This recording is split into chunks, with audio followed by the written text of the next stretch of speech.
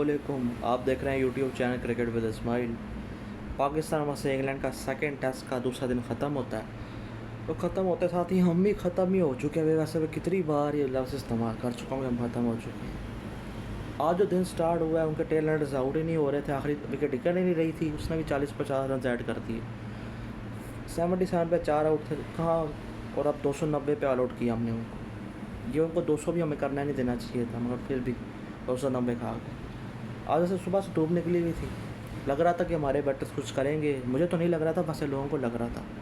जब की बैटिंग आती है ऐसा डिफेंसिव मोड में चले जाते हैं हमारे ओपनर्स तो मैं ना कहूँ शान मसूद साहब तो इंग्लैंड का एक्सपीरियंस इस्तेमाल ही नहीं कर रहे हैं। उनसे काफ़ी उम्मीदें थी इंग्लैंड में कुछ अच्छा करेंगे, नहीं कर रहे। अब्दुल्ला शफीक और अजान वैसू के मामूल हक तो इंजरी का शिकार है ना, वो मैं आगे चल कर बताऊँगा कि कितनी वो गहरी इंजरी है, इसकी वजह से बैटिंग करने नहीं आ रहे। तो अजान वैसे अब्दुल्ला शफीक आते हैं, ऐसा डिफेंसिव मोड में चले जाते हैं। डॉट बॉल्स हो रही है, पर उनके फास्ट बॉलर्स को भी क्रेडिट था, उन्होंने भी अच्छी बॉलिंग की है। उनके चारों के चार बॉलर्स खास तौर पर जोफ्रा आर्चर और रॉबिन्सन, टंग और कर्स एटकिंसन ने भी अच्छी बॉलिंग की, पर जो जोफ्रा आर्चर और रॉबिन्सन ने बॉलिंग की वो तो टॉप क्लास किस्म की थी। फिर सेशन एंड होते होते अब्दुल्ला शफीक भी आउट हो जाते हैं। 32 बॉले वो खेले गए हैं, 4-5 रन बनाए। 16 पे 2 आउट से 14 ओवर्स में मारे, ये हमारा हार। फिर जब बार बैटिंग स्टार्ट होती है, बाबर आजम साहब बैटिंग पे आते हैं, जो पिछले मैच से हाइप की जा रही थी कि अगर वो आएंगे पता नहीं क्या कर देंगे, वो पता नहीं कौन है तो क्या है। वो 2 बड़े अच्छे चौके लगाते हैं ड्राइव्स पे। वो रील मटेरियल जो होता है, जो डालना होता है फैंस क्लब ने, उनको फैंस क्लब को वो मिल जाता है। उसके बाद वो आउट होकर चले जाते हैं।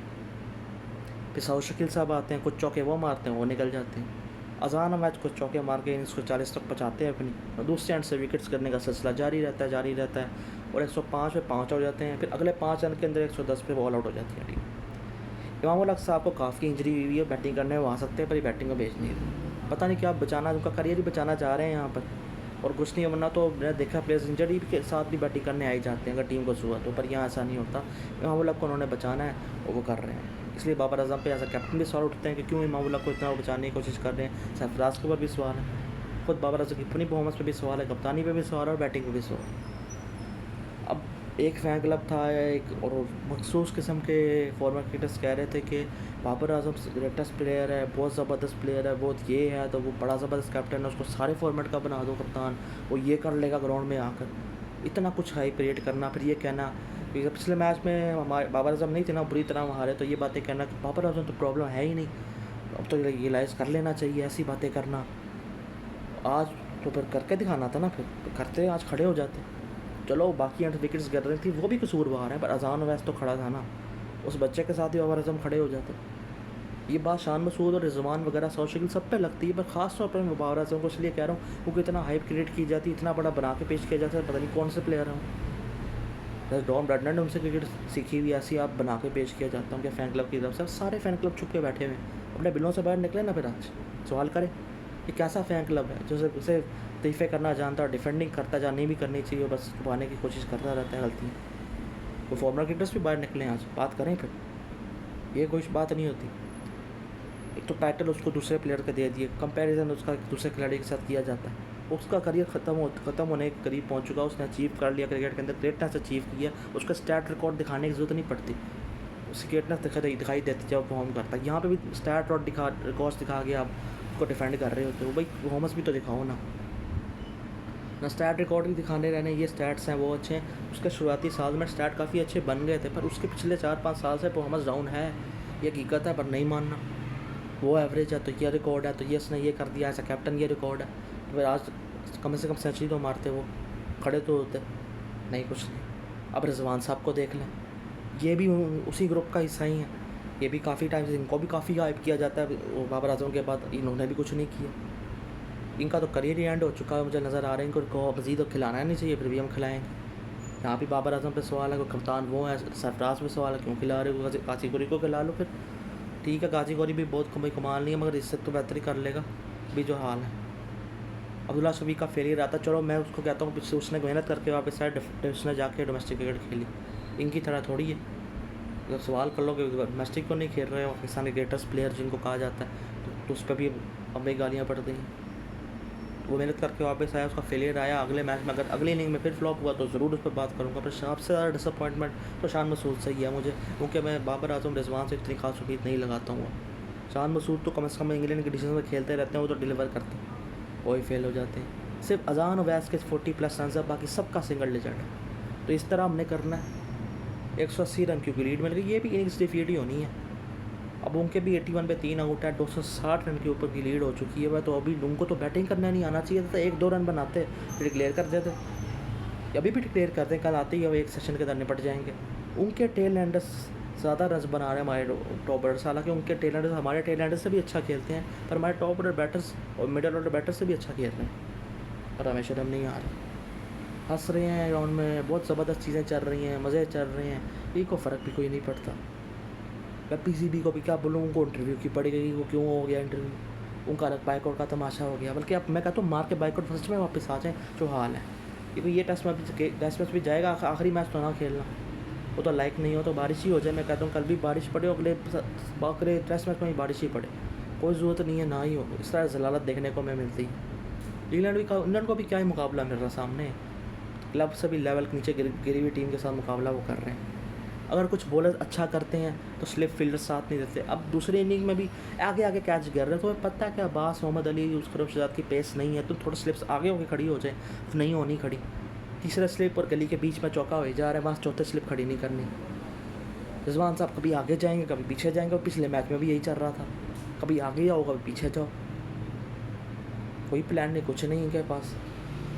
उनकी गलती का इंतजार कर रहे हैं कि वही खुद ही आउट हो रहे हैं, उन्होंने तेज़ थोड़ा सा खेलते हैं, वो तो खुद ही फिर विकेट्स आएंगी इस तरह, वरना तो आने ही नहीं है, कोई प्लान तो है नहीं। खुर्रम शहजाद की तो अब जाके कुछ अच्छी इस इनिंग में अच्छी बॉलिंग की है, वरना तो वेवर्ड है।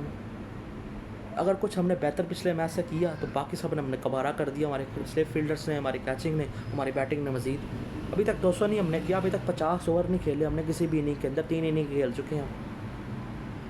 क्या करना हम चाह रहे हैं, हम कल कितना टारगेट मिल जाएगा, 400 तक तो हो, 400 तक तो वो ले ही जाएंगे, ये 261 की हुई हुई है, उसके ऊपर भी लेके जा सकते हैं। ये फिर 200 के अंदर निपट जाएंगे, फिर 32 फिर ये सब बातें बड़ी बड़ी हो रही थी। बाबर आजम ने बैठ के कहा था कि ग्राउंड में जवाब मिलेगा, ये जवाब देंगे।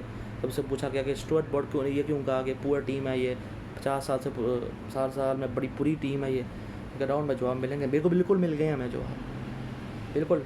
मुझे पता था इस तरह ही कुछ होगा। सिर्फ वो 80 पे 4 आउट थे, बस वही एक मोमेंट था जब हम टॉप पे थे, उसके बाद कुछ नहीं हमने किया, खुद ही अपना चांस ख़राब की हमेशा की तरह, और फिर जलील होने के लिए बैठे हुए हैं यहाँ पर। और हंसी जाओ लॉर्ड्स अकाउनिक मैदान है, इस अकाउनिक मैदान में भी ये दफन है, इनकी तस्वीरें भी ये लगा देनी चाहिए अलग से कमरा बना के एक, कि ये दफन होने वाली टीम है। Worst team history of cricket की आई हुई थी खेलने के लिए, और ये इनका शुरू है। अब ये बातें जो मैंने की हैं इस वीडियो के अंदर 8-9 मिनट तो हो चुके हुए हैं, एक फैन क्लब को तकलीफ़ हो जाएगी कि उसके बारे में ज़्यादा बात क्यों करती है। वो पिछले मैच में तो तुमने ही हाइप किया हुआ था इतना ज़्यादा कि वो नहीं है तो टीम ही फारिग है, वो आ जाएगा तो पता नहीं क्या हो जाएगा। वो आ भी गया तब भी यही हो रहा है, वो खेले ना खेले यही होना, उसकी अपनी परफॉर्मेंस डाउन हो चुकी हुई है। दुख होता है, बाबर आजम सच में बहुत बड़ा प्लेयर बन सकता था, पर ये एक फ़ैन क्लब्स के एडवाइज़र्स, ये फॉर्मर क्रिकेटर्स ने बनने नहीं दिया, खुद उसके अपने कसूर भी हैं, पीसीबी का भी कसूर है, सब इसमें शामिल है। और जो बदतमीज़ी करते हैं, कि जो क्रिटिसाइज़ करने हैं, बदतमीज़ी वाले लफ्ज़ इस्तेमाल करते हैं, वो भी गलत है। इस सब ने मिलकर ये बर्बादी की है ना फिर, तो बाकी पाकिस्तान क्रिकेट वैसे ही बर्बाद चली रहेगी। तो अब तकलीफ़ होनी नहीं चाहिए, और सवाल होने चाहिए, क्यों क्या हिम्मत है फैन क्लब के अंदर सवाल करने की बाबर आजम से। अगर नहीं कर सकते ना, जो बोल रहा है उसको कुछ ना बोलें फिर। मुझे तो गुस्सा शान मसूद पे भी है, रिजवान पे भी है, बाकी सब पे भी है, खुर्रम शहजाद पे भी है, रिजवान पे है, इमामुल हक पे तो बहुत ज़्यादा है। पर बाबर आजम पे इतना ज़्यादा गाइब किया जाता है, ग्रेटेस्ट कहा जाता है, तो परफॉर्मेंस नहीं आएगी तो उस पर भी सवाल उठना ही चाहिए ना फिर। अब तो डिलीवरी यहाँ पे मौका होता है डिलीवर करने का, सामने क्वालिटी अटैक आया, सीम स्विंग कंडीशंस आ गई तो बस रहने नहीं होता है। फ्लैट कंडीशन भी बना के थे हमेशा, हर वक्त फ्लैट कंडीशन बनती रही इनके लिए। ये वहाँ पे भी क्वालिटी बॉलर्स के सामने खेलेंगे ना फ्लैट पे, वहाँ भी इनसे रन नहीं होने। हल्की बॉलिंग मिले, फ्लैट कंडीशंस मिले, वहाँ भी ये 200 नहीं मारते, वहाँ भी ये 150 120-130 रन बनाएंगे। मुझे पता है ना, वो जिस सीरीज़ हुई थी घर पे हमने फ्लैट विकेट्स बनाई थी, वहाँ भी इनसे डबल ट्रिपल सेंचुरियाँ नहीं बन गई थी। बॉलर अलग हमारे बैठे हो चुके हैं ना, हमारे पास कोई 140-50 वाला बॉलर रह गया जो इन्होंने खुद इंजरी हो जाए हमारे बॉलर। जोफ्रा आजो कितनी इंजरियाँ हुई हैं, उसकी पेस नहीं गिरी, हमारे वालों की कर जाती ना। हमारे पास 140-50 वाला कोई बॉलर रह गया टेस्ट के अंदर, ना 140-50 का स्ट्राइक रेट से खेलने वाला T20 का बैटर हमारे पास मौजूद है। इन दो फॉर्मेट तो बिल्कुल ही हम बढ़ चुके हैं। ओडीआई में फिर कुछ बेहतर करते हैं, पर वहाँ भी टूर्नामेंट आएगा, कोई बड़ी टीम सही फुल खेलेगी, वहाँ भी इनका असर हो जाएगा। तो कुछ रह तो हमारे पास गया नहीं, मजाक बन के रह गया अब और कुछ नहीं है। और मज़ीद अब मैं भी बात नहीं कर सकता। बाकी इसी के साथ वीडियो करें लाइक, चैनल को सब्सक्राइब। अल्लाह हाफ़िज़।